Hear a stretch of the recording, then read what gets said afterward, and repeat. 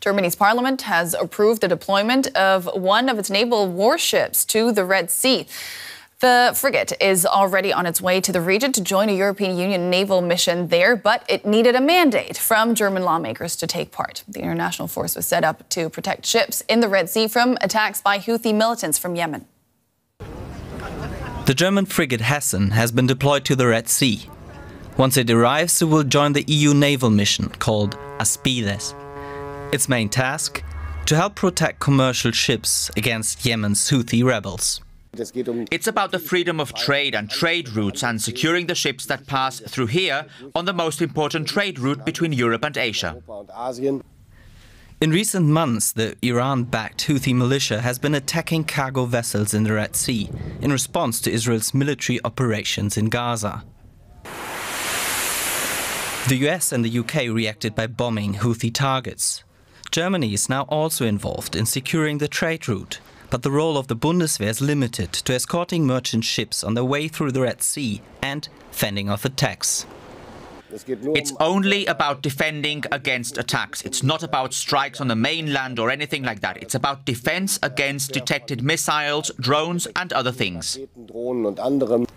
Due to the Houthi attacks, the amount of freight being transported across the Red Sea to Europe has decreased significantly. Over 80% fewer container ships are currently passing through the Red Sea than would be expected. In any case, it's an important signal to the attacking Houthis and the organizations and states behind them. It's a signal where the West says, we are in international waters and we will protect international shipping and freedom of navigation. With its contribution, Germany is now trying to make one of the world's most important trade routes safe again. And our chief international editor, Richard Walker, is on the story. Richard, will the deployment of a German warship help restore confidence in the Red Sea as a trade route? Yeah, well, it's certainly not going to achieve that all by itself. But as we heard in the report there, this frigate will be part of an EU mission. There are several other warships from other countries involved. There's talk of France, Italy, Belgium.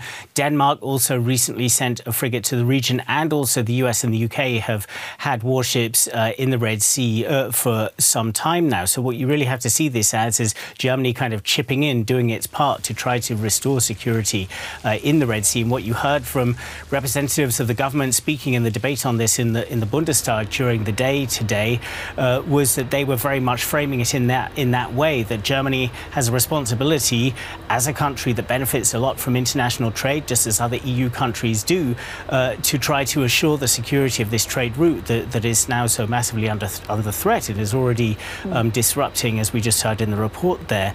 And I think you can see from the overwhelming majority that the vote got in Parliament, with over 90% of the members of Parliament who were participating in the vote voting for this, that there's wide support for that in German politics. Now, all of that said, the German Bundeswehr is limited to escorting ships through the Red Sea.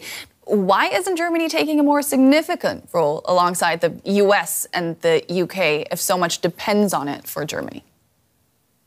Yeah, well, it's not just Germany that's having that particular role. This EU mission is very much defensive in its nature, so that doesn't just apply to Germany. But it is customary for Germany not necessarily to be right out in front on the kind of offensive edge of international military missions. For that not to be its role, it is often left to the UK and the US, often acting in unison, or perhaps in some regions France, to be doing that. And this comes back in part to Germany's legacy after the Second World War of being committed never again to be involved in the kinds of crimes of aggression that we saw coming out of the Second World War. But one thing that did definitely strike me in the debate today, but also in recent days with politicians talking about this mission, was that they were often very much emphasizing how dangerous this mission was, saying even that this is the most dangerous mission undertaken by the German Navy in its post-Second World War history. So I think that underscoring there that this is far from being kind of business as usual for Germany. And that is partly, of course, a matter of resources, that Germany has famously underfunded its military in recent decades. And that is something that is now very much a topic of debate, having to put more resources into the military, partly to fend off the threat coming from Russia, but also having to get ready potentially for a world where the United States might not be out in front providing security in places like the Red Sea, that it might have really fulfilled its kind of pivot to Asia that we're expecting to continue, especially if there's a Donald Trump second term. That was our chief international editor, Richard Walker. Richard, always great to get your take. Thank you so much.